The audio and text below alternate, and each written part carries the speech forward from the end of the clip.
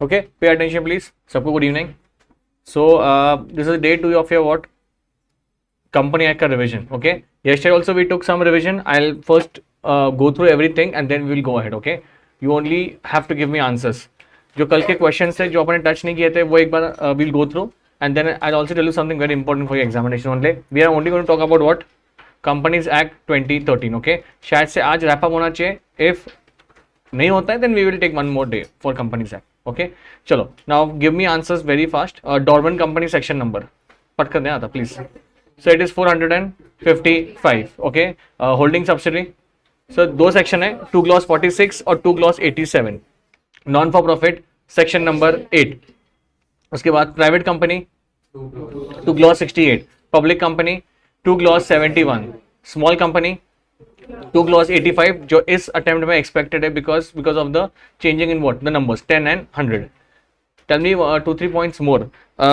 कल के अपने लेक्चर्स में सबसे इंपॉर्टेंट पॉइंट एक था कि सबसे पहले मैंने आपको लिख के दिया था कि ओवरव्यू क्या क्या है जो इस बार पूछेंगे आपको. ठीक है.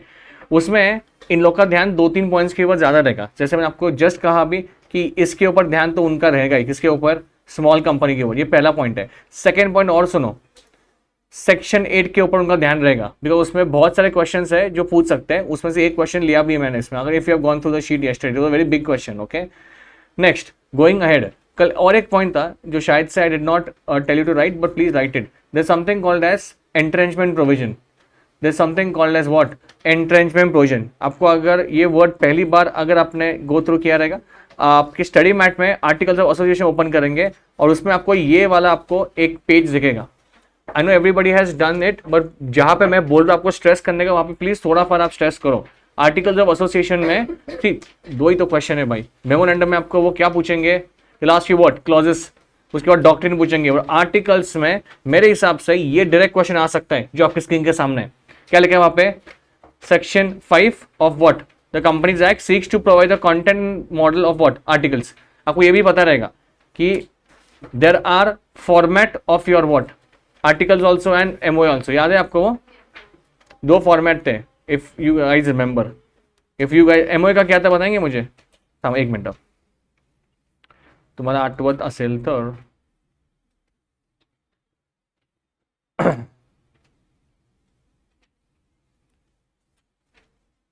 इतना है. ये आपका एमओए का था. ये फॉर्मेट से याद है क्या? Table A B C D E और आर्टिकल्स का इसके बाद चालू होता है. क्या उसका? F G H I J and same description जो यहाँ पे. Okay. But in my opinion these guys will definitely ask you what no not the section number but these guys will be more inclined towards what asking you the जो मैंने आपको just कहा entrenchment provision वाला. तो उसको please आप highlight करेंगे मेरे हिसाब से. वो it's very very important. What was the page number? यहाँ पे ये वाला. इसको आप आपकी स्टडी मैट में हाईलाइट करो. मेक श्योर कि you are doing this. Okay. इसके भी डायरेक्ट क्वेश्चन पूछेंगे. What is the meaning of entrenchment? याद है क्या आपको?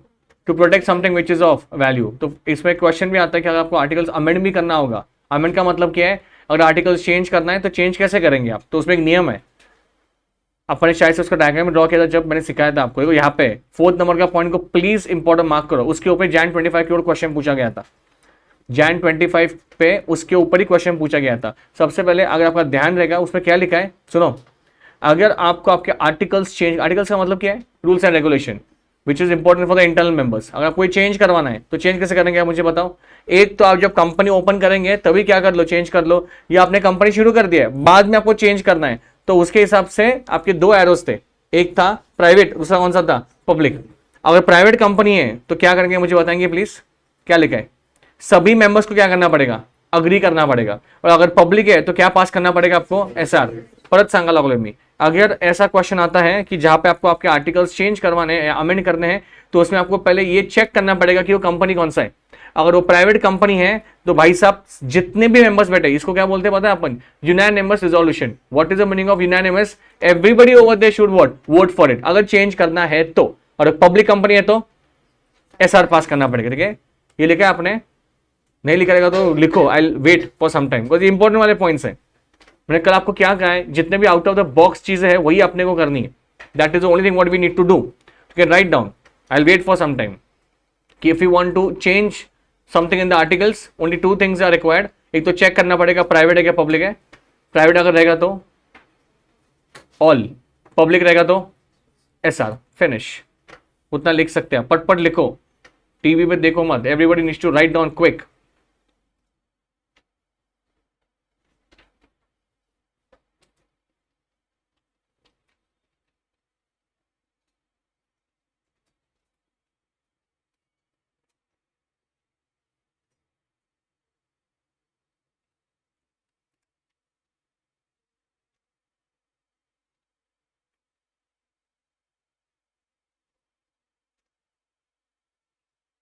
And now pay attention. Now question सब किए कल आपने? ऐसा कोई है क्या, कोई क्वेश्चन नहीं समझा आपको?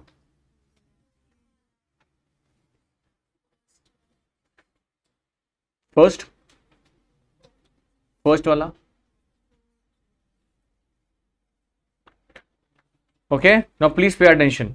मैंने आपको कल एक चीज कहा था, please, there will be a question of holding subsidiary, there will be a question of what, holding subsidiary. मैं आपको एक हेड्स अप देता हूं, शायद से कल के लेक्चर में मैंने आपको अपडेट किया था। वो पॉइंट ये है कि आपको जब दो कंपनीज के बीच में रिलेशनशिप पूछा जा रहा है, क्या पूछा जा रहा है? Relationship. That does not only mean holding subsidiary. आपको कल कहा मैंने कि उसमें आपको ये भी चेक करना पड़ेगा कि एसोसिएट हो रहा है क्या नहीं है, ठीक है। आपके सामने क्वेश्चन है, क्वेश्चन नंबर 4, आप आपकी शीट्स ओपन कर सकते हैं। क्वेश्चन 4 का मैं लेता हूं पहले और ध्यान देंगे please, okay. A company ABC Limited as on 31st of March 25 had a paid up capital of how much? 1 lakh. 10,000 equity shares of 10 each. In June 25, ABC Limited had issued additional 10,000 shares which was fully subscribed. Out of 10,000 shares, 5,000 of these were issued to what? XYZ Private Limited. Now XYZ is a holding company of what? PQR. अभी ये जितना भी अपन पढ़ रहे हैं ना, अगर आप सिर्फ पढ़ेंगे आपको समझने वाला नहीं है, तो सबसे पहले आपको क्या करना पड़ेगा? वो ड्रॉ ही करना, लिखना है, ड्रॉ ही करना पड़ेगा कि कौन किसमें होल्डिंग कर रहा है, किसने किसको इश्यू किया है। जब तक वो नहीं करेंगे, नीचे चालू करो करने के लिए। सबसे पहले क्या लिखा उन लोगों ने? सर एक कंपनी यहाँ पे है, उसका नाम क्या है? ABC है, ठीक है। ABC के पास कितना है भाई? 10,000 के इक्विटी शेयर्स ऑलरेडी है। जून में ABC ने कुछ शेयर्स इश्यू कर दिए। अभी जब इश्यू किए, कितने इश्यू किए उन लोग मुझे बताएंगे? ऑलरेडी 10,000 थे, एक्स्ट्रा कितना किया उसने? और 10,000 किया, ठीक है। अब ये 10,000 में से 5,000 शेयर किसको इश्यू किया था? 5,000 किसको इश्यू किया था? XYZ को, ठीक है। Now XYZ is a holding company of what? इसका मतलब क्या है? अगर XYZ होल्डिंग है तो इसका PQR कौन है मुझे बताएंगे? ये सब्सिडरी है। अगर ये XYZ होल्डिंग है मतलब PQR कौन हो गया? सब्सिडरी, ठीक है। Having control over the composition of its board of directors, ठीक है। Now PQR private limited claims the status of being a subsidiary of dash. तो वो क्या बात कर रहे हैं पता है क्या अभी? कि ये PQR किसका सब्सिडरी बन गया है? ABC का। हाँ, as being a subsidiary of its, that is XYZ Private Limited. Examine the validity of the claim made by of PQR. State the relationship, if any, between ABC and XYZ as per provisions of Companies Act. अभी ऐसा नहीं है जो उन लोगों ने कहा है वो बराबर ही है, आपको चेक तो करना पड़ेगा। जस्ट बिकॉज वो खुद बोल रहा है कि मैं सब्सिडरी, इसका मतलब थोड़ी सब्सिडरी है। वो आपको चेक करना पड़ेगा कि वो कितने से ऊपर कंट्रोल जा रहा है क्या नहीं, 51 के ऊपर, या if it's in a position to control what? The composition of board of directors.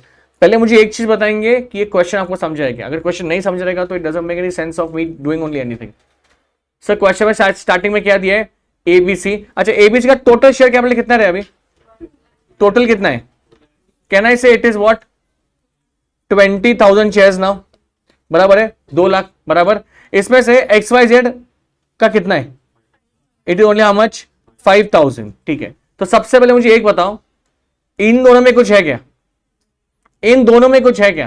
क्या है? हाँ, कैसा बताऊं मुझे बताओ। अगर आपने डिवाइड भी कर दिया 5,000 ऑन व्हाट? 20,000, कितना आंसर आएगा? 25% आने वाला है क्या? तो क्या होल्डिंग सब्सिडी होने वाला है ये? नहीं सर। अच्छा, दूसरी बात एक है, XYZ खुद क्या बोल रहा है पता है क्या? मैं खुद होल्डिंग कंपनी है, और नीचे कौन है? और PQR कौन है? सब्सिडरी है। और PQR का क्लेम कर रहा है मैं अभी कि मैं किसका सब्सिडरी बन गया? बराबर है क्या? ये नहीं है सर, ये थोड़ी ऐसा होता है। तो आप आंसर लिखेंगे कैसे? तो मेरी बात सुनो अभी। सबसे पहले अगर वो होल्डिंग सबसे कुछ बात करें, सबसे पहले आपको उनको बोलना पड़ेगा कि आपको कितना पता है होल्डिंग सब्सिडी के बारे में। अभी इसमें 3 सेक्शन का समावेश रहेगा। सबसे पहले 2 क्लॉज 46, 2 क्लॉज 80, और एक कौन सा आएगा? 2 क्लॉज 6, ओके। तो सबसे पहले इन्होंने क्या एक्सप्लेन कर दिया है जो आपको ऑलरेडी आता है, ठीक है। अभी ध्यान देंगे प्लीज। ये सब लिखा है जो आपने ऊपर ड्रॉ किया था, वो सिर्फ लिखा है उन लोगों ने. Out of this 5,000 were issued to what XYZ. XYZ is holding how much 25%. इसका मतलब 1/2 के ऊपर नहीं जा रहा है. Hence XYZ can not be consider as what subsidiary of ABC. यहां पे ध्यान देंगे XYZ is not subsidiary of what ABC because 51 के ऊपर वो जा रहा नहीं. वो तो अभी लिखा भी उन लोगों ने. उसके आगे देखो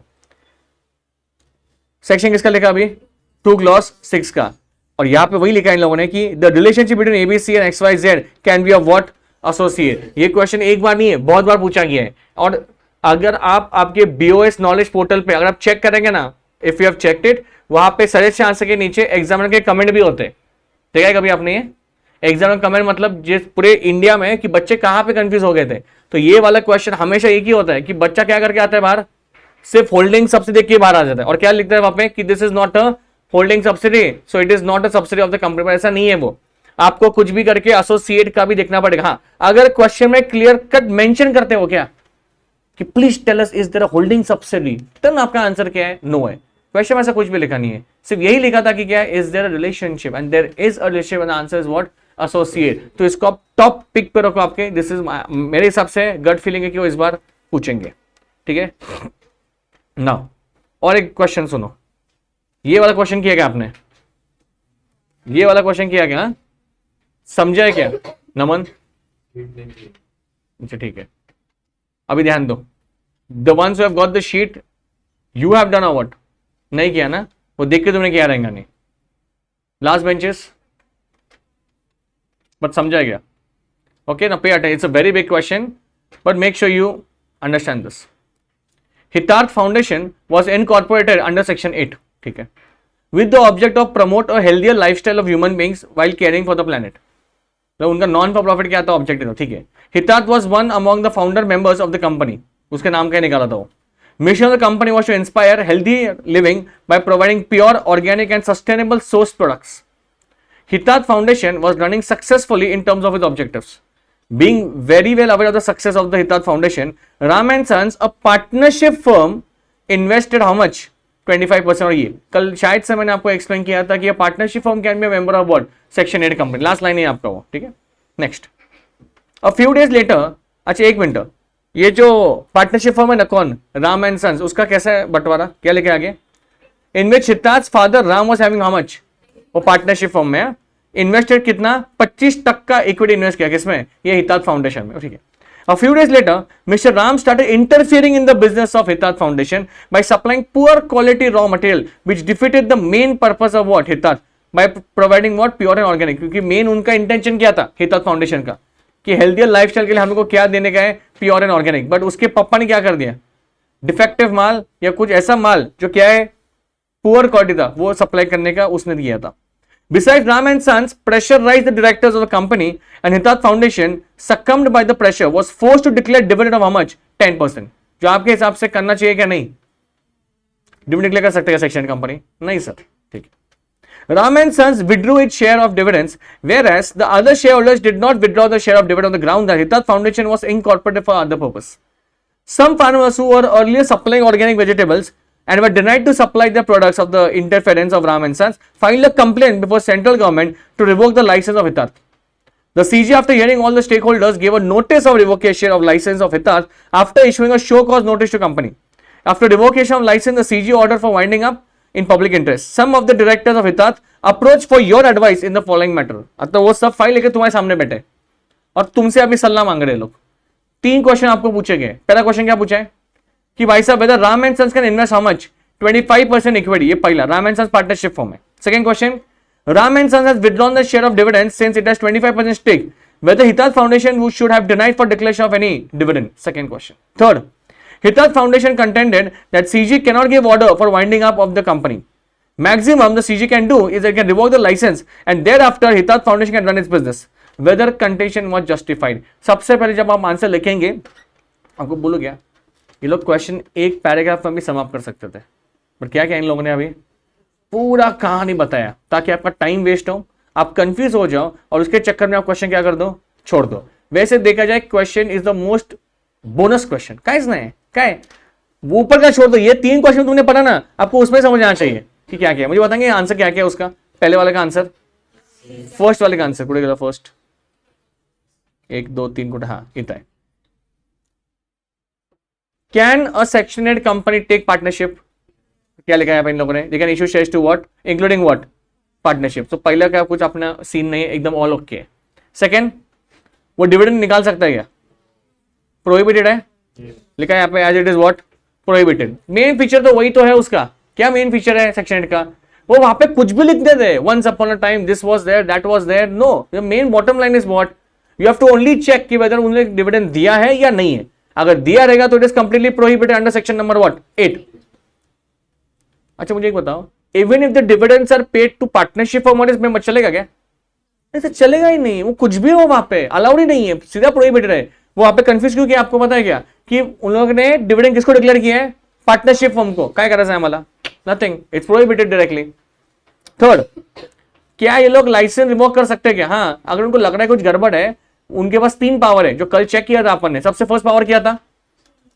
चेंज द स्टेटस, बराबर ना. Next, winding up, amalgamate with any other company having. तो मला आता एक सांगा प्लीज, ये जो लास्ट क्वेश्चन था उनका, कुठं गेला लास्ट क्वेश्चन यहां पे, कि हितात ने क्या कंटेन किया है कि सीजी ऐसा हमको ऑर्डर दे नहीं सकता. कौन सा? वाइंडिंग आपका गलत है. मैक्सिमम ये क्या कर सकता है हमारा लाइसेंस? नहीं भाई, ऐसा नहीं लिखा है. सेक्शन में क्या लिखा है वो आपको क्या कर सकते हैं? घर भी बेच सकते हैं. तो लास्ट टाइम में वही लिखा उन लोगों ने. सुनो, the CG has power both to revoke the license and what, hence the contention of हितात फाउंडेशन इज नॉट जस्टिफाइड. समझ में आ रहा है आपको? ये एक क्वेश्चन है, ये एक क्वेश्चन है जो बड़ा वाला. तो ये अभी वाला क्वेश्चन है, रिसेंट वाला क्वेश्चन है. इसके पहले भी उन्होंने क्वेश्चन पूछा गया था, ध्यान दो, कि जहां पे सरकार ऑर्डर डालता है और सरकार आपको अमलगमेट करता है एक ऐसे कंपनी के साथ जिसका आपसे कुछ भी संबंध नहीं है. हाँ, उस ऑर्डर को आप क्या कर सकते हैं? काउंटर कर सकते हैं. समझ में आ रहा है? ज्यादा उनको पूछने को नहीं है कुछ. मैं आपको वापस बोल रहा हूं, कल सेक्शन में आपको ध्यान रहेगा ना, और क्या क्या पॉइंट्स पूछ सकते हैं बताओ सेक्शन में. और क्या क्या है सर? यहाँ पे 2-3 चीजें कवर ऑलरेडी हो गई है. क्या? Prohibition of dividend done, inclusion of partnership as a member done. उसके बाद क्या क्या पावर है सीजी के पास वो भी कवर कर दिया. वाइंड अप भी है उसमें, फिर लाइसेंस रिवोकेशन है, फिर स्टेटस चेंज कर सकते हैं, ये सब कुछ वो कर सकते हैं. और बताओ सेक्शन में और क्या क्या जो पूछ सकते हैं? वो तो थिंग इवन आपका रिवीजन भी हो जाएगा उसमें. क्या पेनल्टीज का प्रोविजन है जो कल डिस्कस किया था अपन ने. कंपनी के लिए कितना है? मिनिमम 10. आप हमेशा बोलते हो ये, क्योंकि आपका चेहरा सबका ब्लैंक हो जाता है पेनल्टी में. इसका मतलब पढ़ाई नहीं किया तुमने. मैं वही बोला कल, minimum 10 lakh, maximum 1 crore, and office and default minimum 25,000, maximum 25 lakh. ये नहीं विचार ले. प्लस मैंने कल आपको और एक चीज बोला, अगर वो क्या किया उसने, फ्रॉड किया रहेगा तो और भी सेक्शन अट्रैक्ट होगा. 447. कितना टाइम लगता है इसको लर्न करने के लिए? कितना टाइम लगता है? खत्म करो आप इसको, तानो मत ज्यादा. जे आहे ते संपून टाका. सेक्शन सब पेनल्टी बघा कुठं आहे.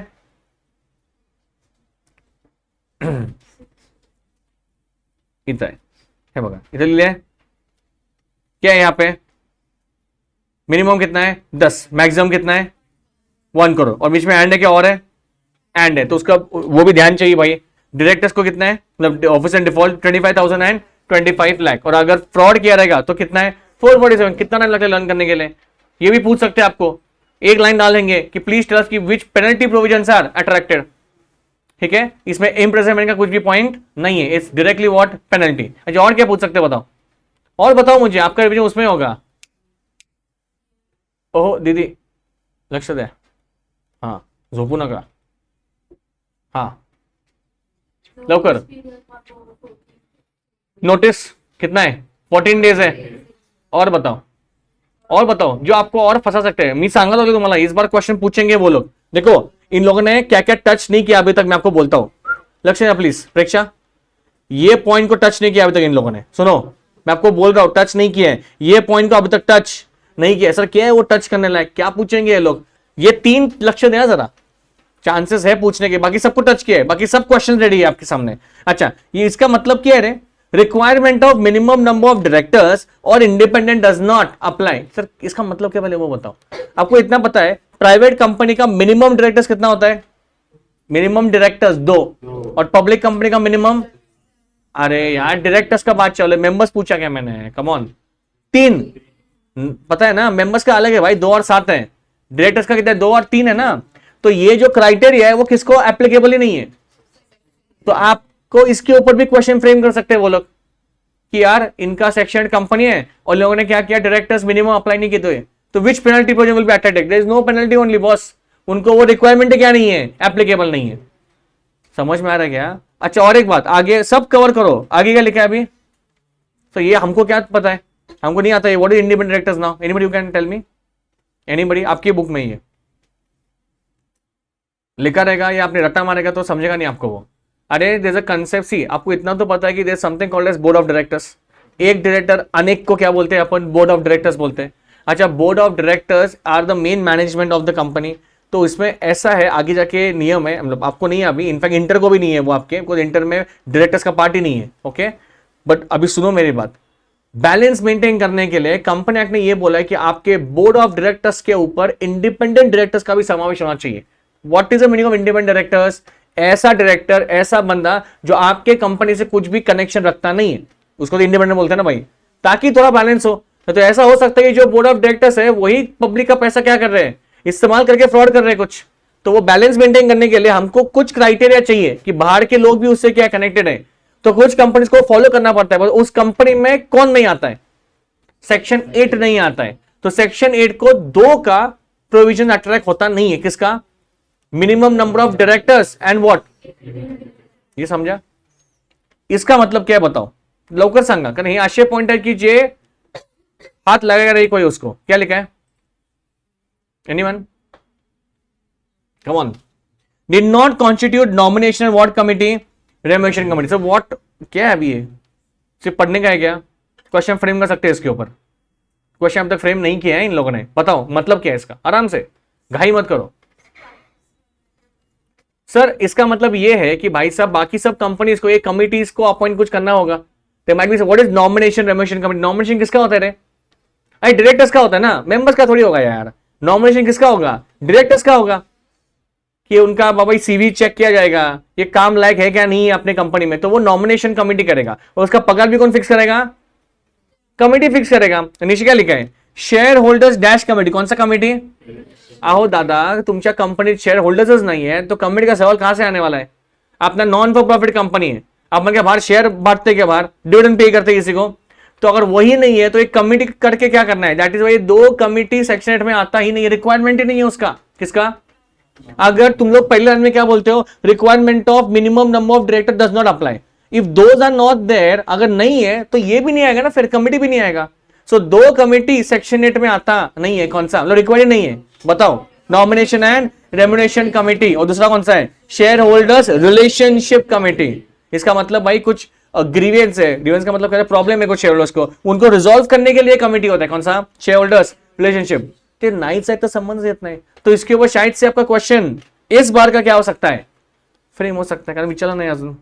एंड मेरे हिसाब से और कुछ नहीं है, there is nothing else what they can ask you. ठीक है, ध्यान दो। Next, pay attention please. Any more question where you had problem yesterday?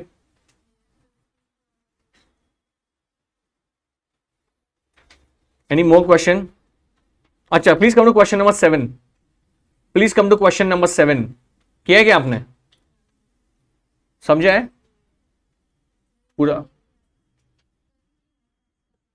कहां पे गया था? अच्छा हाँ, कल किया है, हाँ कल किया है क्वेश्चन में।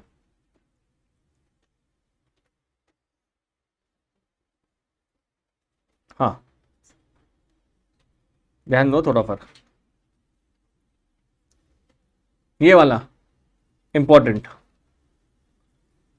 क्वेश्चन 10। और एक बात जो कल मैं बात कर रहा था, ये वाला क्वेश्चन, ये सबसे इंपॉर्टेंट है। क्या लिखा है अभी इन लोगों ने, नमन देखो क्या लिखा है, किसमें चाहिए difference between company limited by shares and what. भाई साहब ये रात को लिखो ही, 10 मिनट वो देख के लिखो, बट समझा किसी को? कल जब मैंने लेक्चर शुरू कर दिया था ना, कल मैंने आपको 3 सेक्शंस बताए थे, 2 क्लॉज 21, 2 क्लॉज 22 और 2 क्लॉज 92। 21 क्या था आपके सामने, company limited by guarantee, 22 side में शेयर्स, और 92 has anyone gone through this?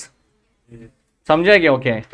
सबसे पहले बेसिक बताओ, वो सब हमने करेंगे। बेसिक क्या है बताओ, दोनों में फर्क, basic So what is the meaning of company limited by shares? That your liability is limited to unpaid value of share. Finish. And what is the meaning of company limited by guarantee? आपने जितना guarantee दिया है आपका limitation of liability वहां तक ही है, उसके आगे आपको नहीं बुलाएंगे. अभी सीन ऐसा है, ये तो एक नॉर्मल पॉइंट हो गया. अभी लिखेंगे इसमें इतने पॉइंट्स के 7 मार्क के लिए, ये पूछे हैं 7 मार्क के लिए बाय द वे. सबसे पहले तो भाई उन लोगों ने सेक्शन नंबर कोड कर दिया है कि गारंटी का कितना है 21 और इसका कितना है 22. ठीक है. नेक्स्ट ना प्लीज, जो मैंने आपको लाइन बताया वो लाइन यहां पे लिखा है कि क्या उनका लाइबिलिटी कहां तक है, ओनली टिल व्हाट, अनपेड. ये भी ओके हो गया. और इसका कहां तक है कि जितना आपने बोला. अभी लिखने का तरीका देखो क्या है. It is a company having the liability of its members limited by what, to contribute to the assets. मतलब मेमोरेंडम में आपने आपका अमाउंट लिखा रहेगा ना कि आई वांट टू पे 1 लाख रुपीज, 2 लाख, जो भी आपका रहेगा. Pay attention. नेक्स्ट, लक्ष्य नहीं आता. हाँ, ये सबसे इंपॉर्टेंट पॉइंट है. द मेंबर्स में भी call upon discharge the liability only after commencement of what. और यहां पे क्या लिखा है, द मेंबर्स में भी call to discharge the liability what at either during the company life time और व्हाट ड्यूरिंग द. ये सबसे इंपॉर्टेंट है, वापस बोल रहा हूं. गारंटीच्या वेळी तुम्हाला दोन्ही वेळ बोलायला देईल, बोथ द टाइम्स. एक तो कहां पे, वाइंडिंग आपके समय या कंपनी के लाइफ टाइम के बीच में. ऑल्सो आपने जितना अमाउंट बोला है वो आपसे कभी भी मांग सकते हैं. बट यहां पे आपको कंट्रीब्यूशन के लिए कब बुलाया जाएगा, only on what, winding up. Company can raise initial funds from its what members, normal. और यहां पे क्या लिखा है, कंपनी डज नॉट रेज. यहां पे थोड़ी कुछ ऐसा होता है, यहां पे सिर्फ किसके ऊपर चलता है कंपनी आपका, वो गारंटी के अमाउंट के ऊपर. Next, for meeting the debts of company the shareholder may be called upon to contribute only to extend which remains what his separate property can not be. ये क्या अनलिमिटेड लाइबिलिटी है क्या, partnership firm है ये. Company का सबसे main feature क्या है, लिमिटेड लाइबिलिटी. ये तो क्या ले ले, the liability of member is of a guarantee is limited to what, what is stipulated, जितना मेंशन किया गया required amount. Members can not be called beyond what, the stipulated sums. ये प्लीज आप एक बार क्या करो, गो थ्रू करो. ठीक है, लिखो. सोपा है, पन अगर पूछा जाए तो शायद से आपका पेन पैनिक हो जाएगा, समझेगा नहीं आपको क्या लिखना है, unless until you have gone through it. Okay, section लेना आता 2 clause 21 and 2 clause 22 normal limited by shares वाला. ये क्वेश्चन भी सबसे इंपॉर्टेंट है, सब लिखो. ऐसा क्वेश्चन मत पूछा अभी मुझे. हाँ, नहीं, दोनों भी बुलाते हैं ड्यूरिंग, वही सबसे इंपॉर्टेंट पॉइंट है उसमें, वही सबसे इंपॉर्टेंट पॉइंट है, वही सबसे इंपॉर्टेंट पॉइंट है. यहाँ पे क्या लिखा है देख, यहाँ पे क्या लिखा है देख, और है जितना शीट दिया है वो आपको इन एंड आउट करना है. वापस बोल रहा हूं मैं. अच्छा ठीक है, ये क्वेश्चन किया आपने, समझा ये क्वेश्चन, समझा किसको, क्या किया ही नहीं है तुमने, कळलं का. No limit private company is incorporated as unlimited company. Section number वही तो कल क्या 92. One of his creditors, Mr. Samuel, filed a suit against the shareholder for recovery of his debt against no limit. Mr. Innocent has given his plea in the court that he is not liable as he is just a shareholder. Explain whether Mr. Samuel will be successful in recovering his what? Sir, है क्या है वो पहले बताओ. What exactly is this question? सबसे पहले नाम क्या कंपनी का, वहां पे तुमको कंफ्यूज कर दिया. क्या नाम, no limit private company. Company का नाम क्या है, नो लिमिट. उसका एक क्रेडिटर है, उसको पैसा उधारी कितना है, उसका नाम क्या है, सैमुअल. अभी उस सैमुअल ने क्या कर दिया पता क्या, मतलब पैसा नहीं आ रहा है तो उसने किसके आगे शेयर केस ठोक दिया, शेयर होल्डर. अरे क्या संबंध है, मुझे बताओ. क्रेडिटर्स किसके अगेंस्ट में केस ठोक सकते रहे, कंपनी के अगेंस्ट में. उसने किसके अगेंस्ट में ठोका है, शेयर होल्डर से घर पे बैठा, उसको पता भी नहीं क्या चालू है. Because there is a clear cut distinction between ownership and management, that's a basic funda. अच्छा, मिस्टर इनोसेंट, वो जो भाई घर पे बैठा है, has given his plea in the court that he is not liable, that he is just what, shareholder. लक्ष्य दें. Explain whether Mr. Samuel will be successful. Answer क्या है उसका, आंसर क्या है. ऐसा थोड़ी, इसको 7 मार्क थोड़ी मिलेगा आपको, ऐसा लिखा दो. क्या लिखेंगे आप सबसे पहले, अभी पूरा ध्यान दो. इसमें 2-3 पॉइंट्स इतने भारी रहे. ये एक आइकॉनिक क्वेश्चन है, एक बार नहीं पूछा है, बहुत बार आरटीपी में. सगळ्यात पहिला काय माहिती है का, आपका ध्यान इस पे आना चाहिए. लक्ष्य दे, किसके ऊपर, देखो ना, एक क्लियर कर बोलता हूं, ध्यान दो, घाई करो ना का. 2 क्लॉज 21 एक हो गया, 2 क्लॉज 22 और ये तीनों का अगर आपने स्टडी में देखा ना, इन तीनों का एक ही कैटेगरी में आएगा, on the basis of liability. बराबर, दो तो डिस्कस किया पहले वाला. अनलिमिटेड का मतलब क्या है, अनलिमिटेड, उसको अनलिमिटेड क्यों बोलते हैं? आपका लाइबिलिटी का कोई लिमिटेशन है ही नहीं, वहां पे जितना बोला गया उतना आपको पे करना पड़ेगा। तो ऐसे कंपनी का मिस्टर इनोसेंट मेंबर है। कौन से कंपनी का? अनलिमिटेड का। ये पहला मुद्दा, ठीक है, अगर आपने ध्यान दिया रहेगा तो उसको आंसर में, unlimited company means a company not having any what limit on the liability. ये पहला मुद्दा हो गया, मतलब उनको आप एक्सप्लेन करो कि हमको समझ में आए। Next, liability of each member extend to the whole amount of is dash. जितना अमाउंट ऑफ डेट है उनके लिए सब लाइबल है, जितने मेंबर्स ने साइन किया, सब्सक्राइब कर दिए। In case the company the articles must state the amount of share, ठीक है। So long as the companies are going concern, liability on shares is only liability which can be enforced by company. The creditors can institute proceedings for winding up of the company for their claim. The official liquidator may call the members for the contribution towards the liabilities. On the basis of above, आगे सुनो अभी, it can be said that Mr. Samuel cannot directly go against what? Innocent, the shareholder, even though company is what? सबसे पहले अगर आपको लग रहा है ये क्वेश्चन ऊपर नहीं है, देखो वैसे देखा जाए ना, if you were in that position, whose position that Samuel, आप भी वही करते। आप क्या करते पता है क्या भाई? तूने बड़े अक्षर में क्या लिखा है यहाँ पे, तो खत्म हो गया बात। मतलब जितने भी मेंबर हैं वो सब लायबल है मेरे उधारी के लिए। सैमुअल का बात बराबर है, बट उसने एक गलती क्या किया, वो डायरेक्टली किसके अगेंस्ट में चला गया। वो अलाउड नहीं है, बीच में भाई भिन्नता है, पर्दा है बीच में, तो पहले किसके पास जा, ध्यान दो। सो on the above, it can be said that Mr. Samuel cannot directly claim his dues against the company, the shareholder, even though company is what? यही लाइन सबसे इंपॉर्टेंट है और एग्जामिनर को वही चाहिए तुमसे। Mr. Innocent is liable for up to share capital. His unlimited liability will arise when the liquidator calls the members for their what? Towards the liabilities at the time of what? So can you please tell me one simple question in this? ये जो Mr. Innocent है, क्या उससे पैसा recover किया जाएगा क्या? सोच समझ के आंसर दो। वापस क्वेश्चन पूछता हूं, मिस्टर इनोसेंट करना पैसे रिकवर केले जाणार का? सर इसमें आपके क्वेश्चन में दो अभी हो सकते अप्रोचेस। सबसे पहले ही इज ओनली लाइबल, बाहेर जा रे, सो बाहेर जा, सांग जरा आवाज हे करा।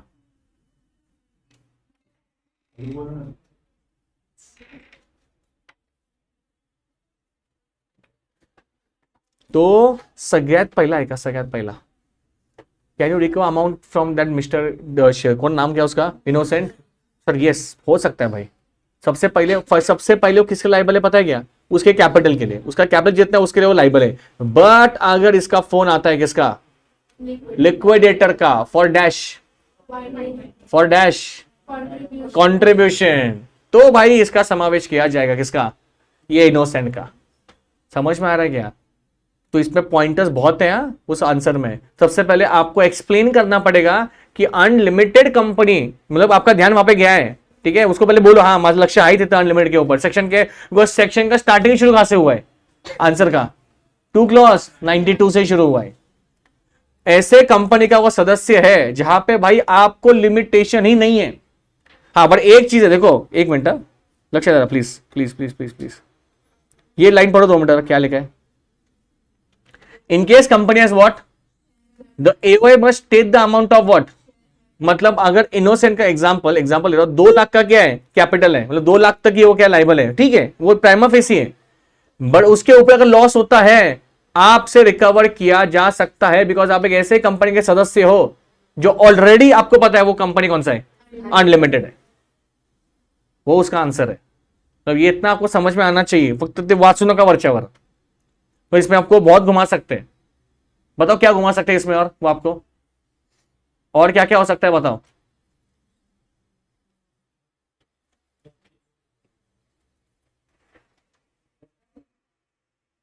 शेयर होल्डर मना कर सकता है क्या कंट्रीब्यूशन देने से? नहीं नहीं, बिकॉज खुद उसको पता है मैं कौन से कंपनी का मेंबर है, अनलिमिटेड। समझ में आ रहा है ना? हाँ असं लक्षात द्या, इंपॉर्टेंट क्वेश्चंस को इंपॉर्टेंट मार्क करो प्लीज। ये कल क्वेश्चन किया है अपन ने, कौन सा वाला, वो गवर्नमेंट और पीएफआई वाला। पीएफआई का सेक्शन नंबर क्या था? पीएफआई का सेक्शन नंबर 2 क्लॉज 72। कभी भी कंफ्यूज मत हो जाओ, पब्लिक कंपनी और पीएफआई आगे पीछे। पब्लिक का 2 क्लॉज 71 है और पीएफआई का क्या है 2 क्लॉज 72। पीएफआई में अपन ने कल देखा था और है पुढे गेलं ते इथं एस्टैब्लिश्ड अंडर एनी एक्ट, और क्या है 51% का स्टेक है, सीजी, एसजी और partly by any of them, ठीक है। और वो लिस्ट में कौन कौन थे, मतलब एज एग्जांपल पीएफआई में कौन कौन है वो तो बताओ अभी यार, एलआईसी, आईडीएफसी और यूटीआई, और बाकी दो क्या थे वो भी बताओ। Such institutions notified by what, central government, and such institution notified by central government in consultation with what, RBI, ये ओके, ठीक है। आईडीएफसी का फुल फॉर्म क्या था, आईडीएफसीएल का।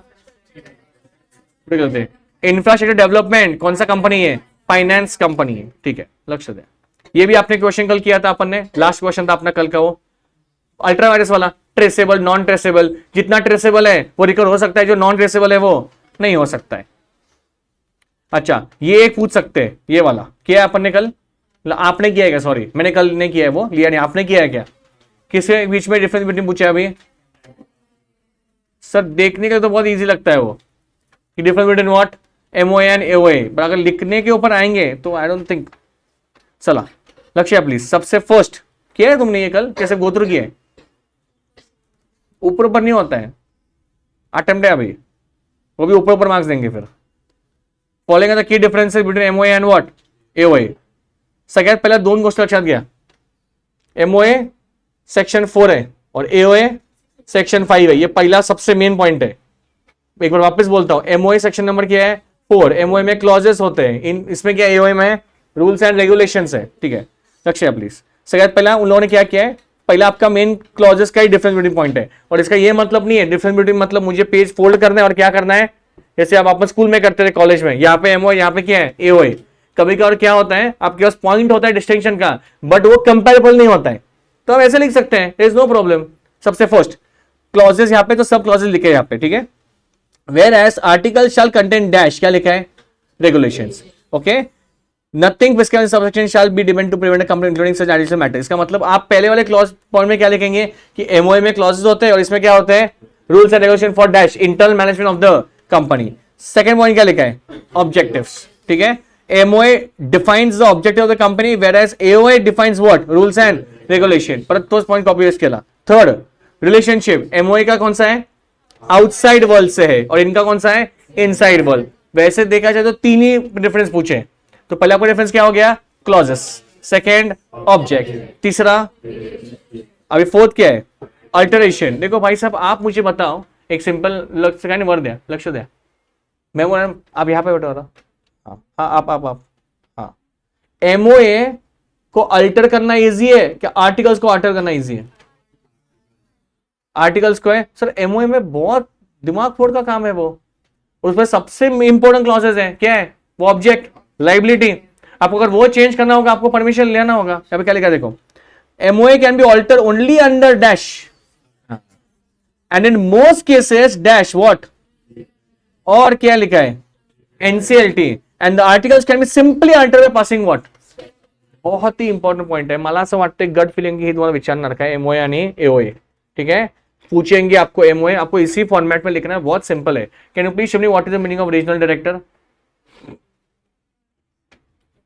Can you please show me what is the meaning of regional director. Arohi कोण आहे, हा लवकर आजच सांगायचं आहे।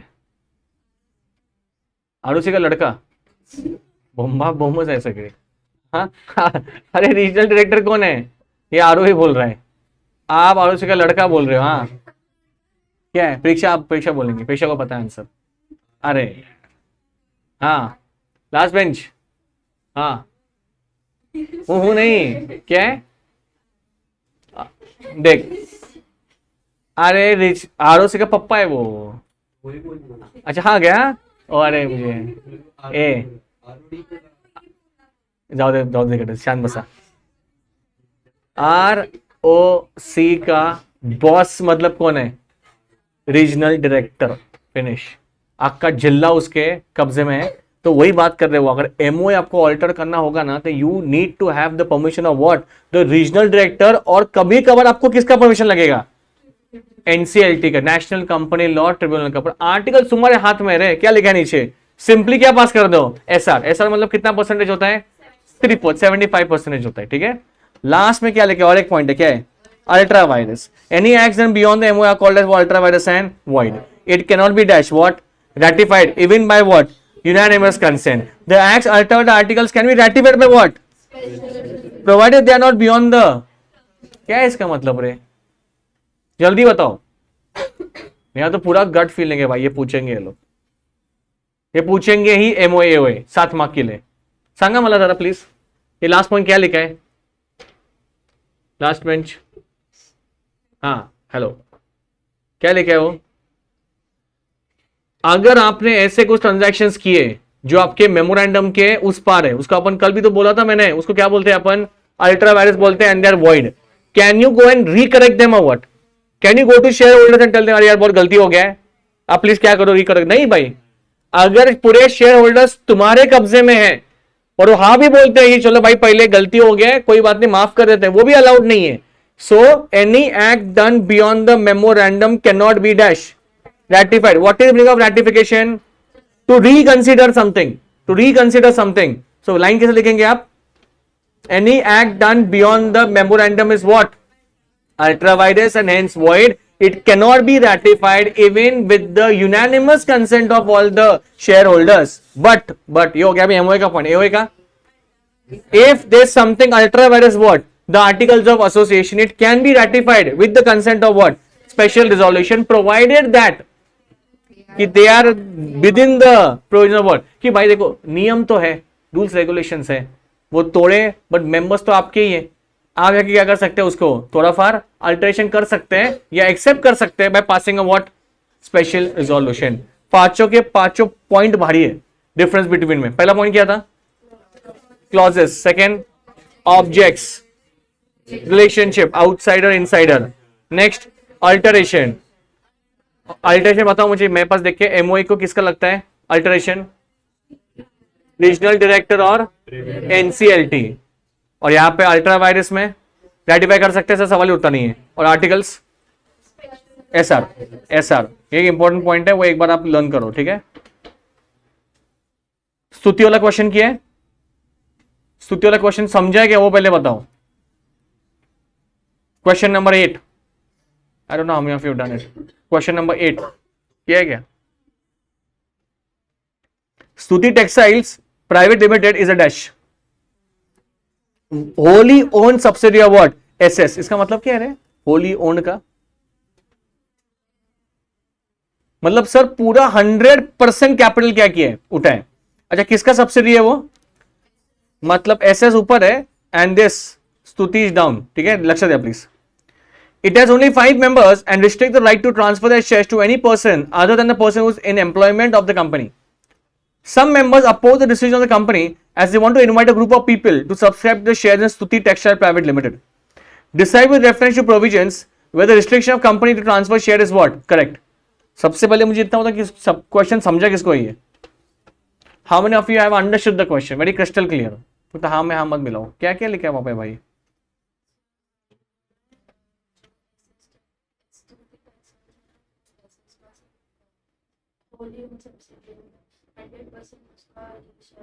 हाँ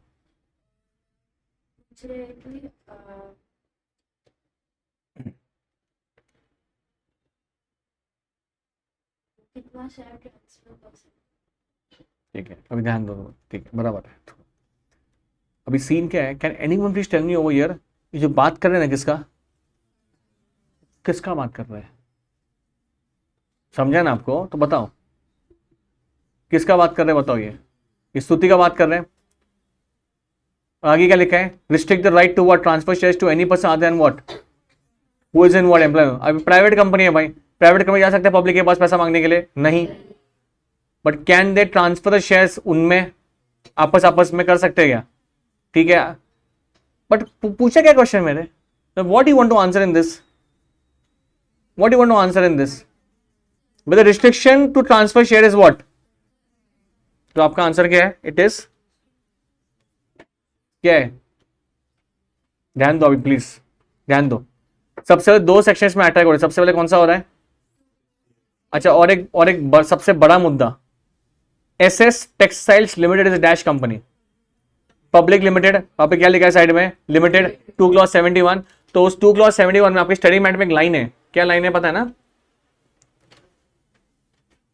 any subsidiary of a public company will be deemed to be a what, public company only. ये तो बराबर है, ठीक है। तो ये यहाँ पे अप्लाई होता है क्या? हाँ सर, यहाँ पे अप्लाई होने वाला है अभी, देखो ध्यान दो, अरे टाइम है और। According to 268, a private company means a company which restricts right to transfer and prohibits invitation. But according to 271, a company which is a subsidiary of a what? आगे क्या लिखा है? Not being a shall be deemed to be a public company for the purpose. The shares of a public company are free transfer. In the instant case, since Stuti Textiles Private Limited is a wholly owned subsidiary, restriction of Stuti to transfer share is not correct as it is deemed to be a what? And hence restriction on transfer of shares is what? मतलब क्या वो transfer कर सकते हैं क्या? हाँ, वही लिखा है उन लोगों ने, क्योंकि वो क्या माना गया है अभी, वो पब्लिक कंपनी माना गया है, बिकॉज वो किसका बच्चा है अभी, पब्लिक का ही है। क्वेश्चन को इंपॉर्टेंट मार्क करो ये प्लीज, ये आपके स्टडी मैट में यहां पे लिखा है, तुम्हाला जर माहित काय माहित।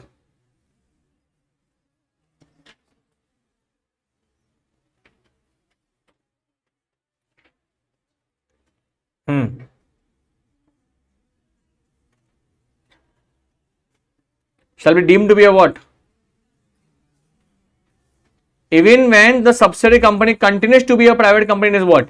भले आर्टिकल से प्राइवेट कंपनी है बट माना क्या जाएगा उसको? इसका मतलब ये नहीं कि जाके उसको आर्टिकल चेंज करना पड़ेगा। इंपॉर्टेंट क्वेश्चन है प्लीज, ये क्वेश्चन 8 वाला।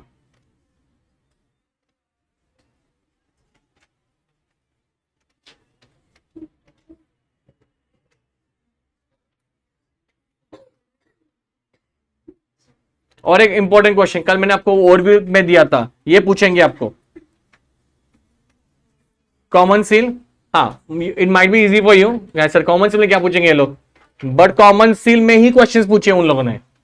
अच्छा, सबसे पहले ये क्वेश्चन जो आपके सामने वो थोड़ा सा चेक करेंगे। Do you agree that a company is artificial person? Basic पूछा है। Also explain how the authorization of beta limited, a company incorporated under companies act, can be made in case it does not have a. सबसे पहले भाई common seal का मतलब क्या है? Is it optional compulsory? It is optional sir. If it is optional, can you please tell me how the authorization should be completed? By 2 directors or a director and a company secretary if उनके पास है, ठीक है। But सबसे पहले सुनो, अब इसका answer कैसे करेंगे? आपको पूछा ना अभी, डू यू अग्री, तो ओपनिंग स्टेटमेंट क्या रहेगा? Obviously you agree that what it is a artificial person. अरे बट भाई साहब इस पर लिखना क्या है, पता है ना? हाँ, कि हाँ, it is created by what law, it can have own, वो पूरा लिखा अपने features, own property and all that, even members can contract with the company, it can do everything a natural person, but कुछ चीजों कर नहीं सकता, ठीक है, जहाँ लिखा है marry and all that, ठीक है। hence is a legal person is on set, as company is artificial person, it can act only through dash directors, ठीक। और ये जो पॉइंट था वो आपने मुझे कहा अभी, कौन सा वाला? 2 directors और by a director and compulsory कहां पे? वेयर कंपनी के पास क्या है? CS है। ये लाइन रटो, इंपॉर्टेंट है, कॉमन सील विचारणार तुम्हाला, और आपको यही लाइन लिखना पड़ेगा।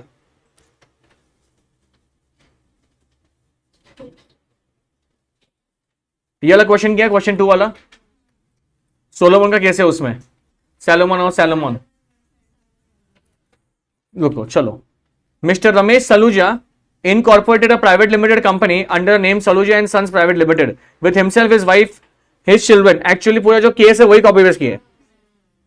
The newly formed company took over the existing leather business and continued the operation. Subsequently, the company went into liquidation. The creditors contended that the company was merely a facade or alter ego of Mr. Saluja and that it lacked an independent existence. वो क्या बात करे भाई, सब तुम्हारा खानदान इसमें है। इसका मतलब क्या है कि हमको ऐसा था कि तुम दोनों का कुछ मिक्सचर है। On the basis, they argued that the corporate wheel should be lifted and Saluja should be held personally liable for the debts. With reference to relevant what? It's very rare. So no, it's very rare they will quote this line. Which line? कि नहीं कि case law क्या करो, coat करो, बहुत कभी कभार आएगा। हाँ, अगर पूछा है तो आपको एकदम डिफिकल्ट क्वेश्चन नहीं पूछेंगे, अरे कुछ भयानक केस लॉ, इजी वाला पूछेंगे एकदम। अभी ये देखते ही तुमको समझ में चाहिए कौन सा केस लॉ है। तो सुनो, सबसे पहले आप एक लाइन लिख के जाओ वहां पे, या आपके दिमाग में फिक्स करके जाओ क्या, कि अगर वो केस लॉ पूछते हैं या आपको अगर किसी क्वेश्चन में केस लॉ क्या करना है, कोट करना है तो ये लाइन आपके दिमाग में स्ट्राइक होना चाहिए। क्या लिखा है? पे अटेंशन प्लीज। क्या है? The principle was establish in landmark case of what? Salomon. जो भी केस लॉ होगा परत सांगतोय, अगर केस लॉ कोट करना है तो वो 2-3 शब्द दिमाग में डालो। सौरभ लक्ष्य क्या है? The principle of establish landmark case of what? Salomon versus Salomon. अच्छा मुझे बताएंगे क्या उनका कंटेंशन बराबर है क्या वो क्रेडिटर्स का? नहीं है सर। जस्ट बिकॉज नाम है सेम ऐसा नहीं होता है, सेपरेट लीगल एंटिटी का मुद्दा इसमें ही तो आया था। Wheel can not be what? Lifted. Because आपको इतना पता है कि कॉर्पोरेट व्हील लिफ्ट कब किया जाता है। कल डिस्कस किया ना, वो 5 पॉइंटर थे, कैरेक्टर, टैक्स वाला, लीगल ऑब्लिगेशन, एजेंट्स और इम्प्रॉपर कंडक्ट, वही था ना 5। और फर्स्ट क्वेश्चन करते लास्ट, बट इंपॉर्टेंट है। किया है तुमने बट समझा है क्या वो क्या है? भारी क्वेश्चन है वो तुमको। अगर R a manufacturer of toys approached MNO Private Limited for supply of RM worth 1,50,000. Mr. R was offered a credit period of how much? 1 month. यहां तक क्या हुआ है मुझे बताओ। So, R एक मैन्युफैक्चरर है ऑफ टॉयज, ठीक है, वो बनाता है। अच्छा मुझे बताओ ये MNO प्राइवेट लिमिटेड कौन है और R कौन है? R तो मैन्युफैक्चरर है, MNO कौन है? लिखा है वहां पे। किसने किसको ऑर्डर दिया बताओ? किसके लिए सप्लाई रॉ मटेरियल कितना? 1.5 लाख का। R was offered a credit, उधारी का कितना दिया कि भाई अभी पेमेंट मत कर, 1 महीने के बाद कर। Mister R went to a company prior to what? Due date only, कि कोई बात नहीं भाई 1 महीना दिया अच्छी बात है, तो दिल बड़ा है, बट मैं क्या करूंगा पहले आ जाता हूं। And met mister C and employ the billing counter who convince the former that the payment can be made to him as the billing cashiers on what? Leave. पैसा लेके गया वो 1.5 लाख रुपए, और कौन बैठा सामने? और उसी कौन है? नॉर्मल एम्प्लॉय है। R paid the entire money and was issued a signed and seal receipt by mister C. सब दिया उसको रे। After lapse of due date mister R received a recovery notice. किसका? 1.5 लाख का। उसको अटैक क्या रहेगा? किसको? वो आर को। वो लोग पागल है क्या? पूरा पैसा दिया है मैंने, और फिर भी कॉल कर रहे कंपनी किसके लिए? पैसा के लिए। Mister R inform the company he has already paid the amount and had genuine reasons to trust Mr. C, who claimed to be an employee and issued him receipt. The company filed a suit against Mr. R for non-payment. Company रुका नहीं, बोलेगा पैसा तो चाहिए, हमको नहीं पता तुमने पैसा किसको दिए, हमारे एम्प्लॉय को दिया, पर हमारे पास पैसा आया नहीं। Discuss the fate of the suit and liability of Mr. R towards the company as on current date. Would your answer be different if a receipt on the company's seal was not issued by Mr. C after receiving the payment? It's a very good question. ICA ने इसके पहले भी इसके question पूछे थे, पर ये वाला अच्छा क्वेश्चन क्यों है? बिकॉज आपको वो मजबूर करेंगे क्या सोचने के लिए। तुमको समझा ही नहीं है। सबसे पहले डॉक्ट्रिन ऑफ इंडोर मैनेजमेंट, उसका एक्सेप्शन। सबसे पहले वो सब छोड़ो, डॉक्ट्रिन ऑफ इंडोर मैनेजमेंट का क्लियर कट का मतलब क्या है बताओ। Doctrine of indoor management always supports the outsiders. वापस बोलता हूं, doctrine of indoor management always supports the outsiders. Royal British bank versus Turquand, उसमें क्या हो गया था फिक्स कि देखो भाई जो अंदर बात चालू है वो बाहर वालों को एक्सपेक्टेड थोड़ी है, तो हम हमेशा किसका साइड लेंगे? बाहर वाले का ही लेंगे। बट इसमें क्या था? एक्सेप्शन था। इसमें क्या था? एक्सेप्शन था। एक्सेप्शन कितने थे? और एक्सेप्शन में क्या मेंशन? तीनों पॉइंट तो अलग अलग थे, बट मेन कॉमन पॉइंट क्या था उसमें? कि अंदर जो चालू है वो आपको ऑलरेडी पता है। आज ये माहिती तुम्हारा है, जो चालू है वो आपको ऑलरेडी पता है, फिर थोड़ी आप डिफेंस ले सकते किसका? डॉक्ट्रिन ऑफ इंडोर मैनेजमेंट का। तो मुझे बताइए किस में आना चाहिए सबसे पहले? उसमें 3 पॉइंट कौन से थे बताओ? सबसे पहले नॉलेज ऑफ इररेगुलरिटी, सेकंड क्या था? तो सस्पिशन आना चाहिए ना यहाँ पे। आप जब पैसा लेके वहां पे जा रहे हैं, हाँ सर ये 1.5 लाख रुपए लो, हमको कोई नहीं दिख रहा है कंपनी में, डायरेक्टर नहीं है, कोई नहीं है, वहां पे कौन बैठा है सामने? वो एम्प्लॉय बैठा है, बिकॉज कैशियर छुट्टी पे खुद बोल रहा है, फिर भी आपने क्या किया उसको? तो टेक्निकली स्पीकिंग आपको क्या आना चाहिए था? 1 मिनट, कुठे गेलं ते? समझा क्या मैं मला काय बोलायचं तुम्हाला? कुठे गेलं इथं आहे। क्या आना चाहिए था? सस्पिशन, जो आपको आया नहीं, पैसा दिया आपने, बट आया क्या आया? पैसा दिया ना तुमने, तुम पैसा देके बाहर आए, तो वैसे देख, सुनो मेरी बात, बट इसमें 2 क्वेश्चन ऐसे बैक टू बैक, मन लक्ष्य दिया जरा। आपने पैसा दिया उसको? हाँ सर दिया। तो ये किस में आना चाहिए टेक्निकली स्पीकिंग? नाउ एक्सेप्शन में आना चाहिए ये गलती आपका है, गलती आपका है, बट उस क्वेश्चन में एक पॉइंट लिखा है क्या? हाँ, पूरी गलत है। एंड क्या लिखा है वहां पे? उसको रिसीट तो दिया है, और दैट इज वाई आप बच गए वहां पे। मतलब आप बाद में बोल सकते हैं क्या, माला माला का सुखी माहित नहीं है, इतना भी टाइम नहीं है मेरे पास चेक करने के लिए, उसने सील बिल मारा है, सब कुछ दिया है, मुझे पूरा भरोसा है। समझ में आ रहा है? तो ये आपको बचाएंगे। किसको बचाएंगे? बाहर वाले को। सुनो, डॉक्ट्रिन ऑफ इंडोर मैनेजमेंट काम में आएगा, बट लास्ट में क्वेश्चन क्या पूछा है कि क्या आपका आंसर अलग रहता अगर रिसीट के ऊपर क्या नहीं रहता? हाँ, तो अपना आंसर अलग था। फिर भाई जिसने पैसा दिया उसने माती खाया, फिर तो फिर वो किस में जाएगा पता है क्या? फिर वो एक्सेप्शन में जाएगा कि भाई तुमको डाउट आना चाहिए, ये दो आंसर एक में ही है। पहले वाले में क्या है? डॉक्ट्रिन। और सेकंड वाले में किस में जा रहा है? इंपॉर्टेंट क्वेश्चन नहीं है। कर लो क्या?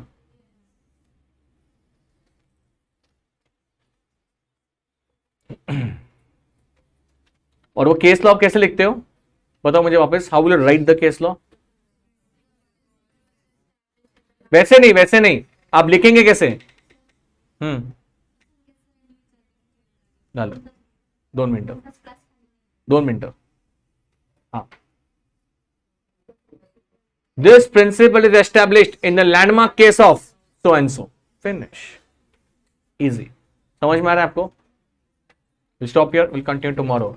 ठीक है।